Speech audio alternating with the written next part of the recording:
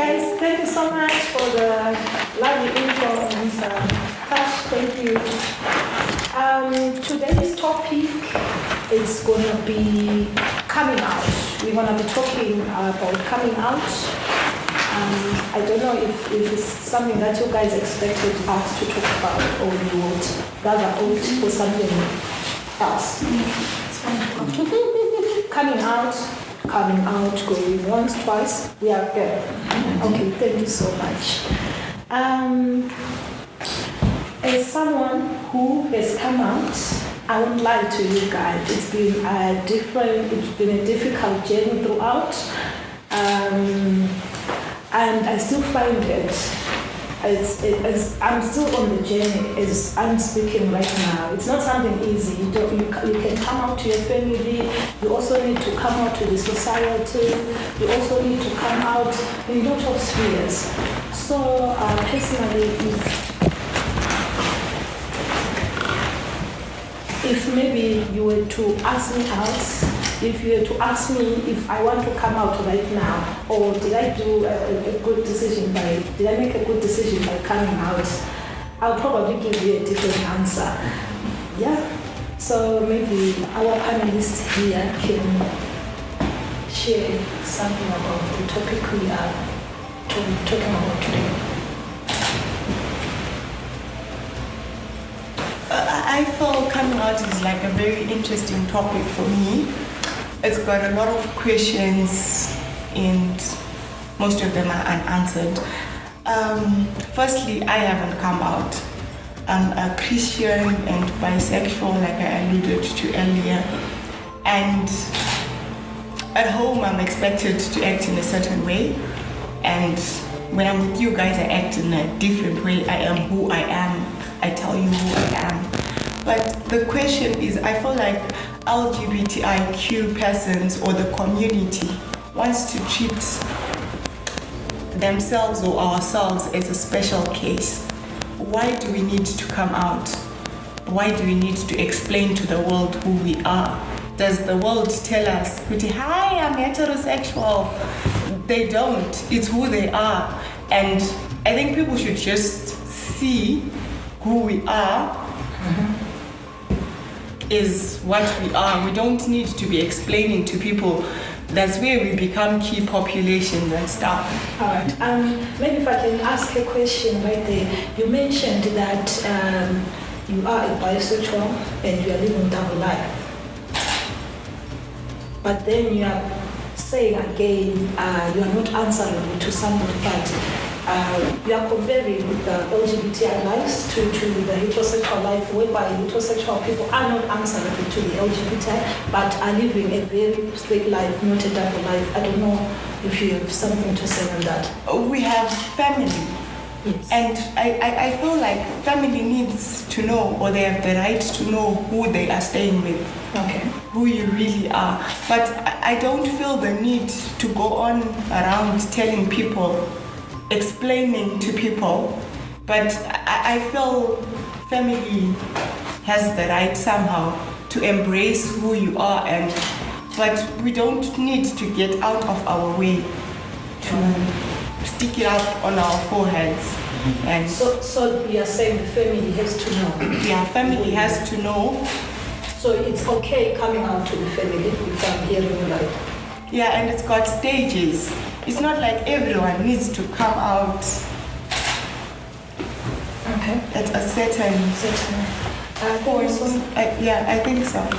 Thank you. Coming out, this is a big, huge step, And the first question will be, what do you need to do? What is pushing you to come out? I believe coming out also is all about stages. It's got its time, isn't it? It's not for everyone. The reason why I'm saying so, you can come out to your family if you feel that your family is ready to accept who you are. Now, speaking about me, I am out to the community. Not everyone in the community, but a certain percentage. But at home, they don't know who I am.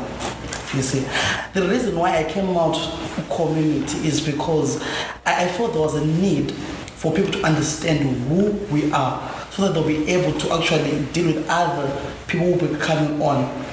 Like what happened on the day before yesterday, I was talking to a counselor from SASA. I had to come out to her because she was confused about our community. But now she's telling me that she is busy counseling people out there, but she doesn't know how to tackle situations when it comes to the LGBTI community. So that's why I feel it's important to come out at other levels so that people can be able to have information about our community so that they can be able to treat some instances, especially when they're counselors. Okay. You mentioned stages. Yes. And it's coming out a lot. The previous speaker mentioned stages of coming out. I don't know, maybe if you can clarify. What I mean about stages, there are certain environments whereby you feel like it's easier or it's important that you come out. At this point in time, I can't go to my family and say, yes, I am gay. Because of the situation whereby my elder sister told me, if I have a younger brother who is gay, I would literally kill him. I'd rather be in jail than have a gay younger brother. So you need to sensitize step by step. When you feel now that they are properly sensitized, then you can tell them who you are. How do you sensitize? Maybe sharing information? You bring information in different criteria. You talk about the community in this scenario. Maybe if they understand, that's how I actually come out to people. Even when I came out to my best friend, it took something like 3 years for me to actually build that certain atmosphere for us to be able to talk about who I am really. Thank you, Ernest. Okay, I feel back to the basics. Coming out is more like disclosing your orientation. And I like to anchor what the first panelist told. No one comes to me and says, I have a penis, I shove it in a vagina. So the question is, in as much as we're LGBT communities, why should we necessarily disclose? The LGBT movement, as a movement, was very strong and started in the western or the northern part of the globe. And you notice that with there, the laws are a bit tolerant and acknowledge LGBT or sexual minorities, first and foremost. So back to Zimbabwe, where we have a movement officially, but we still have laws and a former leader who's homophobic. The scenario changes. We can adopt best practices for movements and feel we as key populations according to what Global Fund would tell us, or sexual minorities, blah, blah, blah, this need to come up. But the question is, as an individual, is that really necessary? Or that is what people would use for programming in a movement setup. And secondly, it has been a journey for most. Personally, if I have to come out, I'm not even sure I'll come out and say what, I'm lesbian. I would say I have sex with women, but I'm not lesbian. You understand? And can I be bisexual? Because I love good-looking guys, yeah.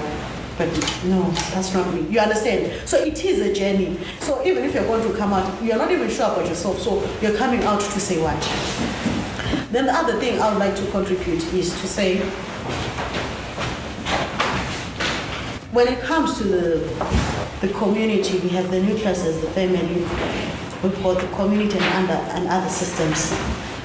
Most of us come from typical traditional families who do not have tolerance. The question is, would that be the best move to do that?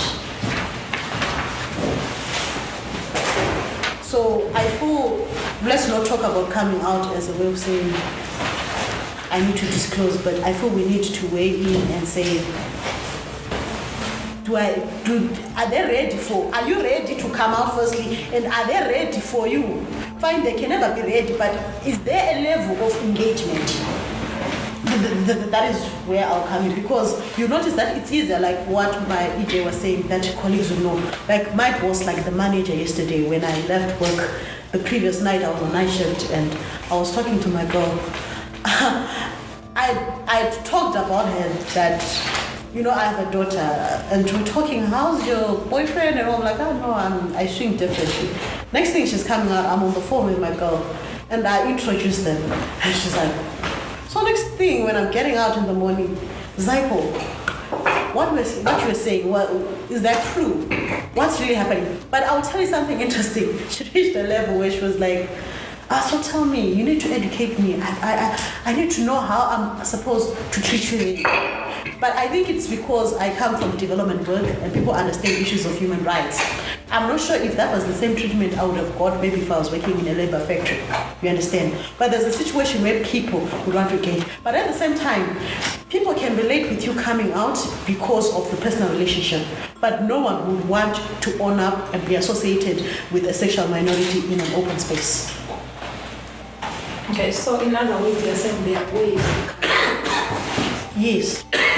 certain people. To certain people. Okay. Yes. So to me, it's not this issue is not a condom, one size fits all. Understand your context and deal with it accordingly. And let's not live the life of Somis who we see on DSTV and feel in Zimbabwe. That is the way to go. Because you get yourself into trouble and more shitty. And when that happens, the stigma and discrimination, that is your barrier in you even achieving your personal goals. Okay, maybe I've got two questions for you. The first is, do you feel, maybe you mentioned the new dispensation, do you feel now the environment is a bit conducive, looking at obviously this new dispensation led by Nangagwa is opposed to the first one, which was led by the night homophobic president ex. Okay, let me go back to February 2018 at Switzerland, Davos, the first CNN interview that ED did with Richard Quest. They asked him, what's your take on LGBT issues in Zimbabwe? And I would like to answer in two ways. He said he's a constitutionalist, meaning he works with the Constitution, what the Constitution says. And he even opened room to say the LGBT movement, if they feel they need to advocate, the table is there, they can come to Parliament. However, someone came with something different, says yes, he might have said that. But did you see his body language? He kind of like froze. Mm-hmm. It's one thing to say what you say, it's one thing to mean it. And remember, Zimbabwe just changed the actors, but it's the same script. Yeah. If we understand that, it's the same script. And as we head towards election, when it comes to voter buying, it's not necessarily giving someone money or a t-shirt, but it is to make people feel they're important and valued. So right now we're in a position of engagement, which can be done so that the international community can have an assumption that we're at the levels of what changed, but it does not mean the script has changed. So yes, at least we've reached a step where we can engage, but there's also other risks associated with that. So I feel we need to tread carefully. I hear you. My second question maybe to be about, it's not a secret that South Africa is decriminalized those in relationship to LGBTI, and we also know that people that side are subjected to sort of very corrective rape, and they are attacked on a daily basis. But we still have the Somizes. How do we think? And we have Somizes here in Zimbabwe. We do have, but these are the people you see walking freely on our streets. So how do you think they manage to come out and... Okay, firstly we need to understand that there's a line between systems and individuals. When it came to issues of the Concord in South Africa, when it came to legalizing homosexuality, it was a thing of legal judges where they saw the need of... the issue is no heterosexual couple has had sex on the streets. You understand? That is the reason why South Africa legalized homosexuality and not sex work. But remember, legally, constitutionally, it is there.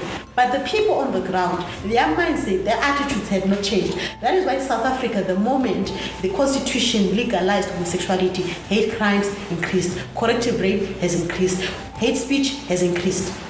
And it's now a battle whereby Somis has come out. But to him, let's understand, his coming out is not just about coming out, but it's also a war also to fight and demand his space.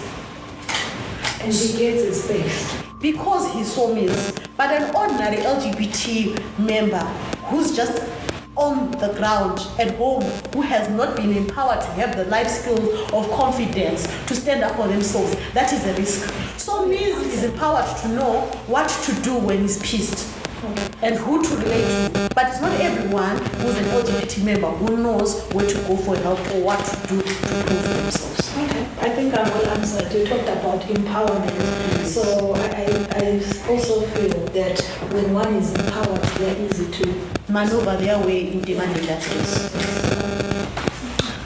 Excuse me. Well, for me, I think coming out, well, first of all, it is important, and number two, it definitely does have stages. And I think point number three, it also has levels of who we are coming out to, depending on where you are and what you're doing in life at any given time. For me, I don't know, I wouldn't really say I've been out. I was ever hiding because, first of all, I told myself that I would never bring a girl home. So I always wondered why nobody in the family ever asked me that, you're always with a boy. Because that was a boyfriend, it wasn't a friend. These are my friends, this is a boyfriend. You know, so, and even when I was younger, I had a boyfriend. So to me, it was always puzzling as to why nobody asked me. I wanted someone to ask me because I didn't want to be the one saying, hey, I'm gay and this is my boyfriend. I mean, even at some stage when we were younger, I think we were like 11 or 12, his sister found us and we were busy causing up and everything.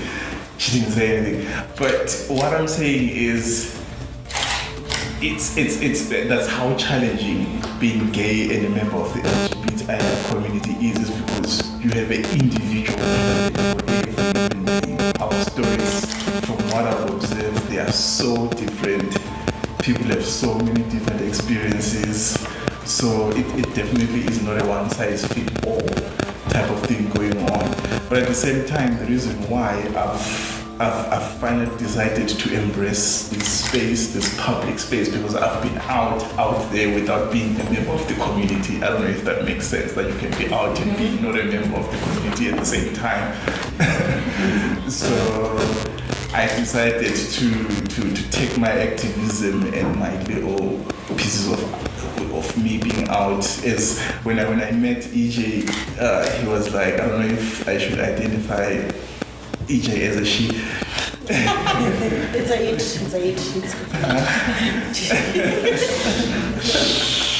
So EJ was like, I know you. I was like, oh, okay, I'm sure you do.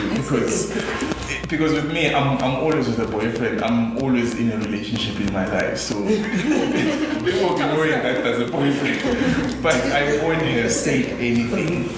But in 2016, or rather before 2014, my family, someone decided to dig up, someone decided to actually find out what's going on, and then they did find out, okay, that is a boyfriend for real. So some people were angry, some people were this, some people were that, but I think the most important thing about coming out is that it has financial implications. For me, there was nothing they could tell me. I've been an artist since I was 11 in 1998. I've been in the art industry for 20 years. Most people don't know that. So for me, making my own money is something that's been natural to me. So despite whatever they would tell me, I could stick my fingers out and be like, well, I'm paying the bills, I've been here. Instead of you go out of this house because I'm not going anywhere. You may be older than me, but you're listening to me. So it's very important for you to have that financial implication for yourself as to how will my coming out affect me? Will they say this? And how will I respond to what they say? Okay, so your advice is when one wants to come out, they have to think of the implications that will come attached. So it's sort of something that they must sit down and plan. Yeah. You also mentioned something interesting about being an LGBTI individual. Yeah, and LGBTI community. Yeah. I don't know if you can tell me the difference there.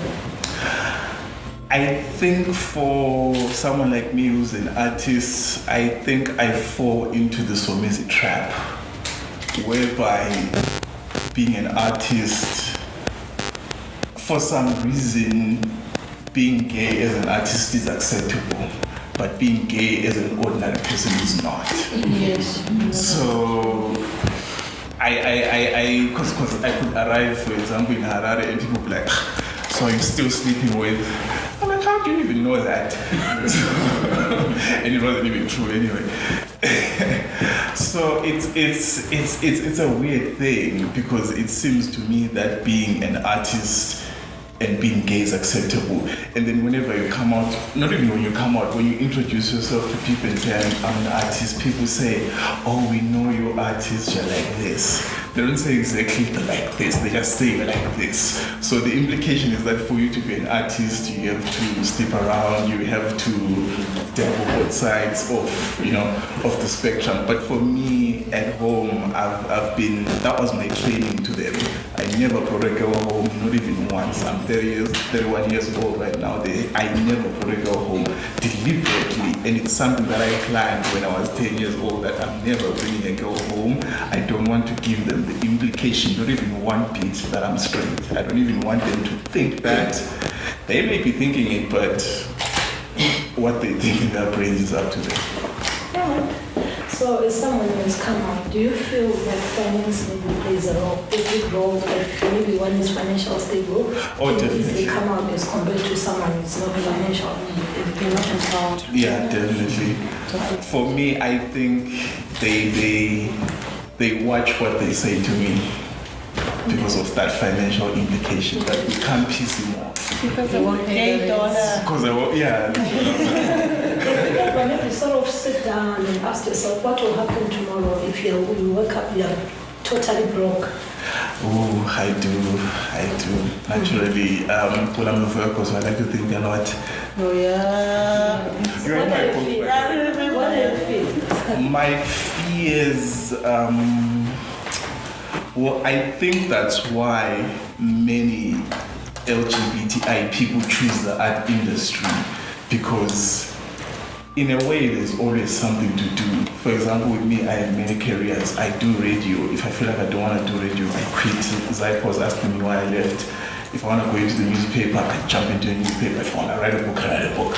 If I don't want to do that, I go into the activism sphere. If I don't want to do that, I go into television. So again, this is something that I planned when I was 10 years old, that I should have many careers in life so that I am able to, kind of pick and choose what I do and don't do. And it's difficult. It's difficult because you're always thinking about where you're going to get paid next. Because I can tell everyone here that you can't work in government, you can't be a civil servant, because if they find out that you're gay, you get fired. It happened to Kevin Mube at ZBC in 1999, 2000, or thereabout. I don't remember the dates. I think there was another member of ours who worked for, I think, at the passport office last year or thereabout. They found out he was gay and he got fired. So it's a very big implication that you can be fired for being gay if you work for the public service. And as we all know, the public service is the biggest employer in African countries, and in Zimbabwe it employs, I think, some 5,000 for a population of 12 million. It doesn't play a significant role. Really? Yes. I think it's bigger than that. No, it's 75,000 people on the payroll, and we have a population of 12 million in the country, 16 million considering people in the diaspora. Yes, I thought it was in the hundreds. Most of us are graduated vendors, hustlers, Interesting statistics. It's nice to have graduates from Canada. You still say something? No, I don't think, yeah. Alright. We keep this Talkshow open. So now Okay, for me personally, this issue of even the coining the term coming out, it really pisses me off. It makes me really angry. It makes me really frustrated because firstly, by virtue of being born different, here you are considered to be born in a closet. Where does this closet then come from that you're supposed to come out from? Just from being born a different person, already you have this cross to bear of this closet, this box you're put into. and all your life you're very conscious of it. So that consciousness of your difference becomes that box that you live in every single day, and that difference doesn't fit in with whatever is considered normal by everybody else. And then after that, in most cases, in as much as this closet I feel is created by society for us, then at the same time we talk of coming out. In most cases it's so involuntary and violent. Most of us are kicked out of that very same closet that has been created.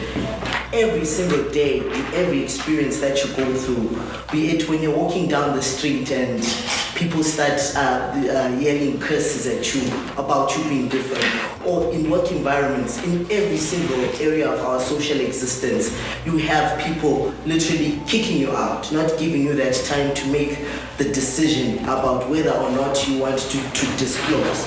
So for me, it's literally an issue of pressure. It's more of this pressure building up in you that puts you in a position where you have to disclose something. Disclosing is something that's hidden, that's not necessarily part of you. So I really get angry every time we have to have this special pointing of an experience coming out that's so unique to us, which is why I really concur with the speakers that spoke of the issue of us being, yes, different in our set ways, but there's so many other differences. Why is there no closet for people to come out for all the other various differences that they have from the rest of society? Okay, thank you. And maybe the question I want to ask you is, why do you think people come out? For what purposes? Because you mentioned you don't even like this saying coming out. Why do you think people come out? Yeah, like I said, it's an issue of pressure. So in most times, whether it's some pressure works positively, sometimes negatively. But because that consciousness of you existing differently from everybody else bothers you on a day-to-day basis, and you realizing that this person that I really am might spill over, it's such a very violent thing, because it's feeling that me then being myself, if I spill over as who I am and people see fragments of myself, I'm so afraid of them to see what the real me. So it's something that's really painful. And when that pressure builds, because a person cannot live a life of anybody else other than their own. So that need for you to really be yourself, it often takes over, and really eventually the pressure, it caves, you cave into that moment where you need to actually say I am this particular person. But in most cases, you just are who you are. And the pressure that you receive is what then puts you in a position where you feel either to positively affirm yourself, or because of trying to avoid a negative situation. So it can be either way, pressures from different angles. Just maybe something to think about when I take the next hand. You mentioned that everyone else lives their own lives. You don't have to subscribe to the next person, but can you also appreciate that where we come from environments that we're also surrounded with families who would really love to understand us as people we are, because we also understand, you mentioned different from your previous statement. So maybe that different, our parents or our families or surroundings, friends, family, and everyone else would want to have a better understanding of who we are. Don't you think maybe by coming out we open that? So it's something to think what is that? I wanted to answer the question when you said why do you think people come out?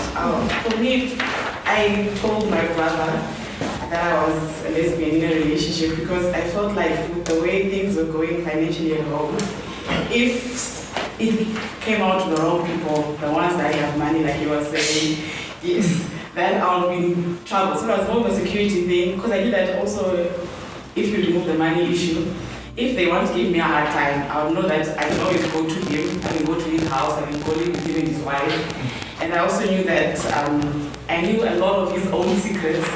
So I knew that. So I knew with him it would be the most proper thing to tell you because you've never told anyone. So that I would also tell people these indiscretions. So now I know that also if my mom is to find out and she says, get out of my house, I'll just pick up my things and I'll go with my brother and allow with my wife until things settle down. So it's more of a security thing and Okay. So you are saying in as much you might not want to come out, but it's always important just to have that person for security reasons. yes, depending on Which comes to show you. Okay. I believe the whole idea and debate around coming out, in a way, for me strikes me as a psychological leash on us as the LGBTI community by the heterosexual community.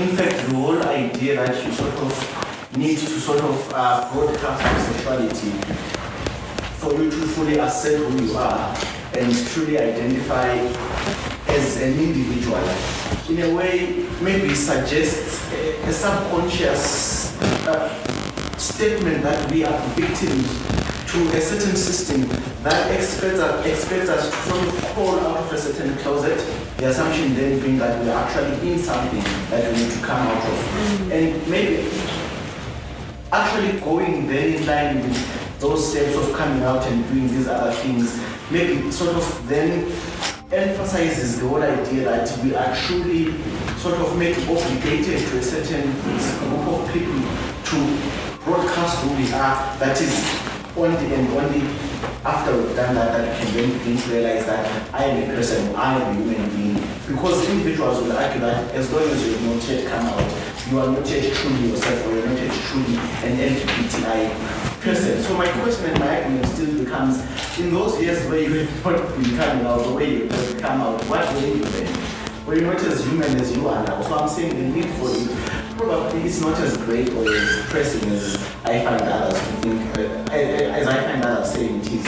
But above all, maybe what's very important if you should decide to come out is for you not to misrepresent our context. Understand that you're raised in a family that is, in a way, largely heteronormative. You're raised in a society that has certain expectations from maybe an individual who is male or an individual that is female. So while this is something existential and you feel it's personal, remember of course that it will also have backlashes and critical implications. For example, if you have decided to come out and eventually you decide you want to maybe pursue a political career, what implication would that have on you? Because remember, above all, you don't belong to yourself. This might sound maybe wrong, but it is actually true. You belong to your mother. She herself has expectations of how you should be. You belong to a community that has its own expectations, but by and large, you also have your own personal aspirations that you want to attain. And in doing so, there are certain maybe individuals and organizations that you want to interact with, and maybe coming out could actually then determine negatively your prospects. So I believe we need to really make numerous considerations if actually we do feel it's necessary to come out, because of course these are the considerations to make, and the many others that have been highlighted by within the discussion. So yeah, it's very topical. Okay, so you think the other people come out because of the pressure they receive from the community, especially the LGBTI? You're saying individuals have been pressured to actually come out because of their social context and things like that. I feel so, yes, because we sort of feel I can only truly be gay after I've sort of made it or rubbed to everyone's face.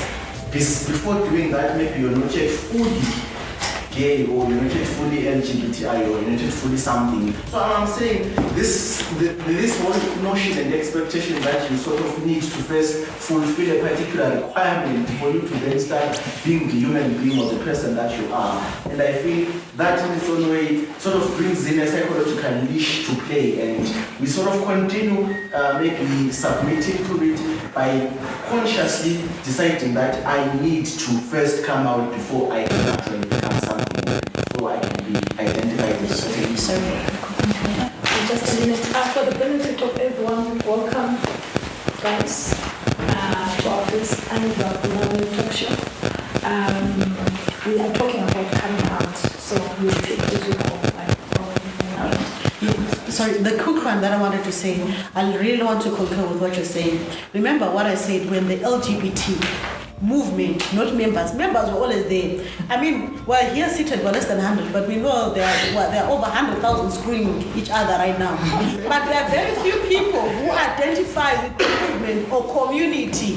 But when you come to the movement or community, which we adopted from America, Europe, as we started organizing as Africa, and we started forming these organizations and movement, that's when the issues of coming out come into context. And that's the reason why the movement is not growing. Because by coming to this space, you have came out.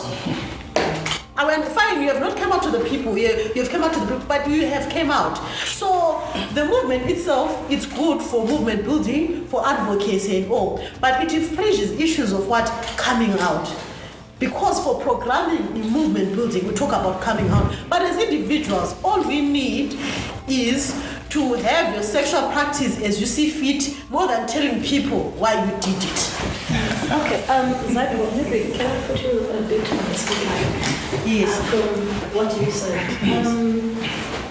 My question would be, in as much as there are places where one feels comfortable coming out, like obviously coming to spaces like these, meeting other people like myself, and then you understand.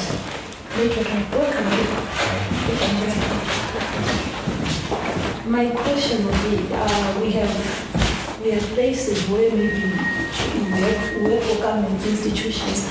How do I protect myself from not being made come out, or from someone outing? So that's the thing. Is it necessary that people come here because it's safe? I started coming to these spaces because I needed hunting ground. Yeah. Checking someone out. Yeah. Because when you come to an organized movement, that's when you see people who are saying, I'm this. So with me coming out, it was hunting ground. You understand? But not necessarily, no.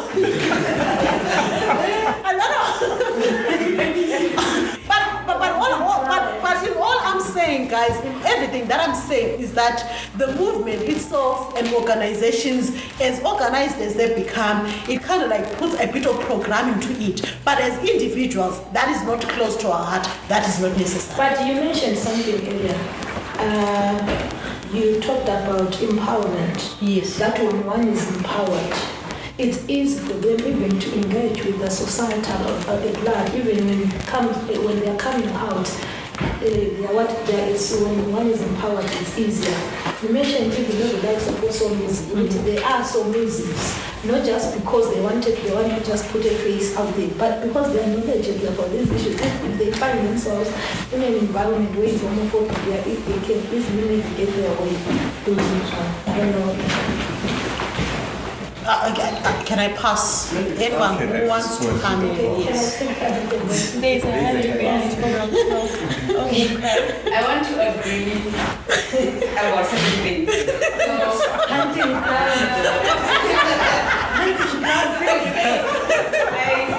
during the 2008 era, when things were hard in Zimbabwe, I went to SA. So I did my 2 years in SA, and there was a very different movement in SA. People would come together, and it wasn't programmed. It was just people who would send out messages on Facebook and say, I think we should have a picnic, let's come together. So that happened, and then of course I met people, and I was like, oh, so I am really gay. So when I did come back to Zimbabwe, I'm used to certain things, right, which is meeting people and whatever, and yes, hunting ground. So my looking for girls was not because I needed to learn my gayness. I knew my gayness. I needed people to hang out, and of course, once in a while, a lay or two. So girls was the perfect place for me.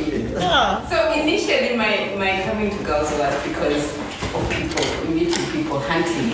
But of course, you learn certain things by being part of the movement, which is a bonus. But I don't think people firstly come to Be empowered. People come to meet at the place. Even the request that we get most of the time, I'm looking for a partner. Can you hook me up? Do you have places where I can meet people? Those are but these people, oh yay, great. But still, when I'm there, I'm waiting for you to feel that I've seen something. Yes. And you're like, Oh my God. Can I take that hand? Okay, I liked what a couple of you guys said. Jermaine was like being LGBTI as an individual and as a community. I think everyone should like take that up and use it in life, because apart from communities, we're still individuals. We still have like different lives to lead and everything. And yes, it's true that a lot of us feel pressured by the community. I've seen it in Zimbabwe, but scaling it down to Bulawayo, the community puts so much pressure on people to come out. And yet, and people forget that they are an individual before community. Because I only started coming to community 3-5 years back, but before that, I've always been a human being. So people need to know that as an individual, just because Ropa, EJ, whoever has come out, who am I? Where am I coming from? Because I feel there is more about life than just who I'm having sex with, whose pussy I'm licking, or whatever. I mean, we have to eat, we have to work and do more things in life than having sex. And people, I don't know, pussies and dicks cloud our judgment so much that we feel so pressured to want to look for dick and pussy. There is more to life than that before, and people should hold on to their individualism even when we are in communities, because I'm still me. So there's no need at all for coming out. There is a need, but you need to know who you are, where you are coming from. Henry David Thoreau says, it takes two people to know to say the truth.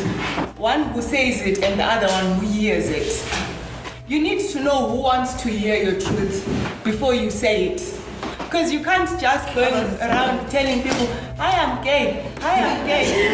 It's none of their business. They don't even want to know. Do they even have to know? No. That's the thing for me. Okay, it's getting heated here. Your hand and then.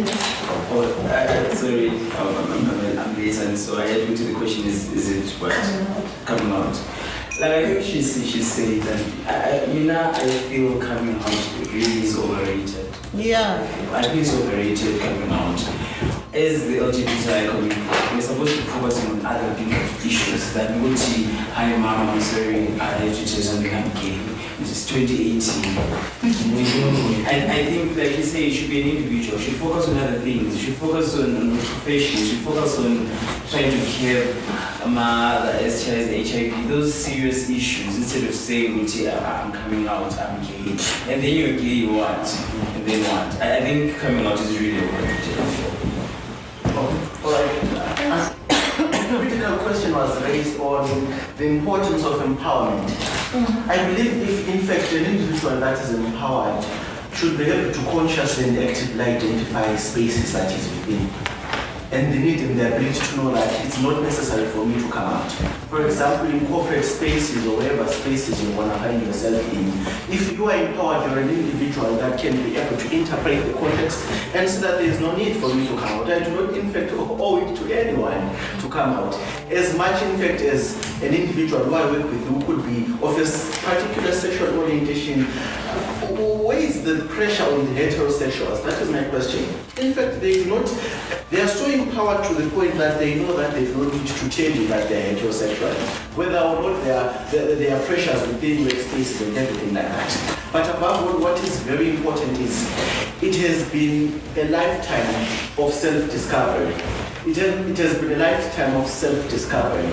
And at a point where you have sort of calmed the storms and eventually agreed that I am this particular individual. It has taken you perhaps 10 years, some of us are still grappling with the idea of sexuality. And here you are going to your family and telling them that I am of a particular sexuality. It has taken you a lifetime to actually utter that statement, and you expect them within an instant to actually accept and embrace who you are. It has taken you your entire life to actually maybe even utter the words. So I'm saying we need to be very sensitive, but above all be very empowered and conscious to the space that you do not owe anyone any explanation. You do not owe anyone any statement. The moment you begin to actually explain, that is where the psychological leash that I spoke about earlier comes into play. You activate it. Okay.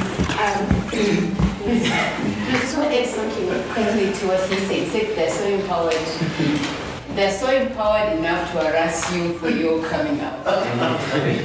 Sexuals. Okay, I also love what Jan previously said. She mentioned that one has to also know why are they coming out and with what benefit do they get from that coming out. I think as we conversate, let's also make me start. Can I take your hand? Okay. I think coming out is good, but why do I need to come out? Am I ready to come out? Because at the end of the day, we've seen many people come out with their lunch, but right now they are suffering, they are crying. Right now, they're in service, but they can't get the job because many people they thought being gay is so special. Yeah, being gay is so special. So that's no. At the end of the day, because now yes, I'm gay. So what? At the end of the day, you'll be crying. So in other words, we are saying it's for you. It's difficult to explain yourself to someone who already has, sort of perspective about you. So you rather just leave it be. No, I'm not saying so. I'll explain, but there's no need for me to disclose my sexuality to everyone. Okay, thank you, Munyan. Okay, I think there's just one point I just wanted to clarify. I think let's be cognizant of the fact that we speak of LGBTI, right? So when we're talking about transgender, now with transgender persons, for as long as you are not passing, coming out is almost a must. Yeah. Because it's part of self-affirmation. If I am not going to insist that you use the right pronoun, whatever your perception of my identity is, but my gender identity as a trans man, and I need to have that affirmation, I have to insist that you call me a he, which means I come out on a day-to-day basis.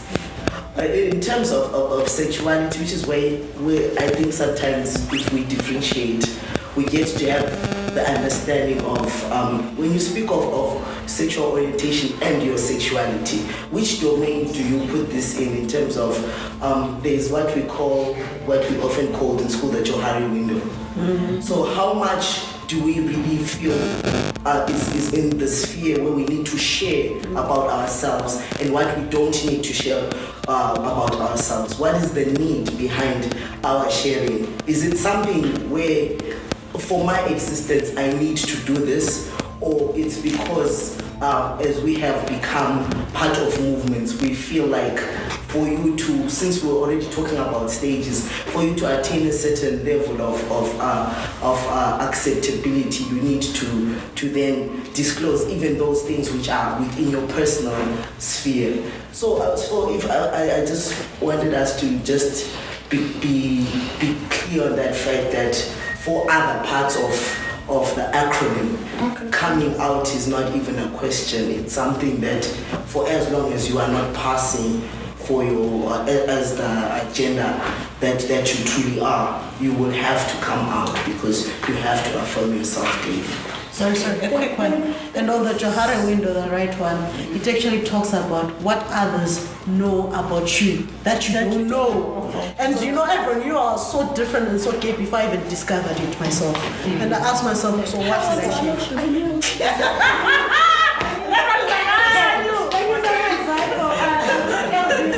Then I'll take a minute before we close. Well, I wanted to say that there was someone who talked about pressure leading to people coming out. That is true. We've got people now who didn't want to come out, but because of certain circumstances, they felt there was a need to. Let's take a look at the upcoming AIDS conference. When you're filling up the application form, they say the first preference is given to key populations. So you feel that there's a need for you to actually come out to the organizers, so you are prepared for the AIDS conference. It's not only the AIDS conference, there are certain organizations that all give first preference to key populations. So you are pressured now. It's not your choice. It's a choice, but there's pressure. It's global fund, which is funding these institutions up to 2020, and they will tell you that their money needs to go to key populations. So a priority goes. I remember when I applied for ARASA, I'm a founding member of Zimbabwe Sex Workers Alliance, and when I said I'm GNC, I remember meeting the capacity manager and says, "Oh, there's IPO. Your application was very impressive." Only to discover the capacity of me being ZIPO and my abilities were no longer taken into consideration. But that yes, we've got someone who's in that spectrum, and she also works with sex workers from Zimbabwe. Fine, it's a flight ticket and a 5-star hotel. I went, but deep down I was disappointed that people now are seeing the label in me than me as an individual with my skills, experience, and knowledge. So it's good that I'm still flying, but kind of I think from what you said, I've sort of picked something. There are people who have attendance of their lives out there up until someone invites them to GALZ. Obviously, like Zipo, maybe they'll be coming to hunt, it's fine. But from that space, just being in this space, when they come out of that gate, they feel so much empowered that umuntu knows it came from Kaya, it came for you, maybe it's about 6 p.m. And because they've met this lovely LGBTI colorful community, they feel, oh, we are all empowered. And then someone goes home, maybe it's around 8 p.m. And then when they chase them out, they start maybe even telling parents that, yeah, what, I've got my lawyers there.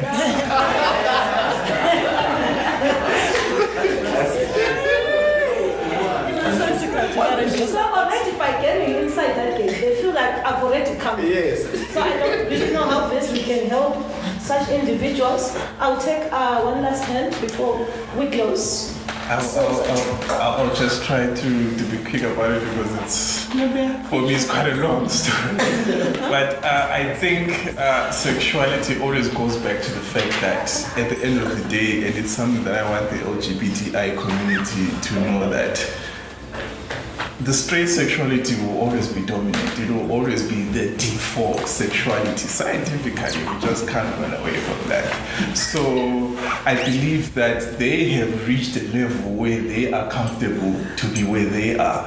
And as such, we are, in a programming language sense, to say a developing sexuality.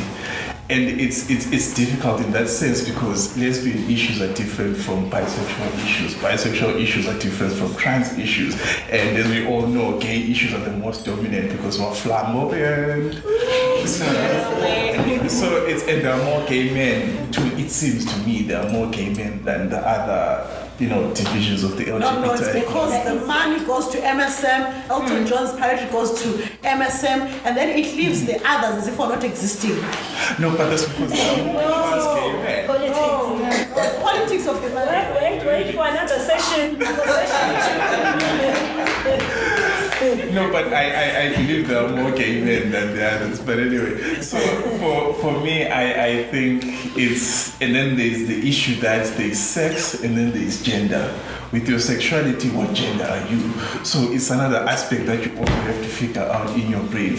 Because for me, for example, I would say I'm a gay man, or I'm gay, I'm a man, I'm gay, and I'm mixed gender. There's a part of me that's female. There's a part of me that's female, there's a part of me that's male. So in my book, I say there are 3 types of genders: cisgender, mixed gender, and transgender. So it's there's so much going on with our sexuality. It's a lot, things that straight people don't have to deal with. And I like what Munya said, that it's not a lifestyle, contrary to what people say that someone chose the gay lifestyle. Nobody goes shopping for a sexuality. You had it for yourself. No one goes to the shop to shop sexuality. But you come to GALZ to show. Can I just add to that? Anything about coming out? Not today. It's cheap. You decided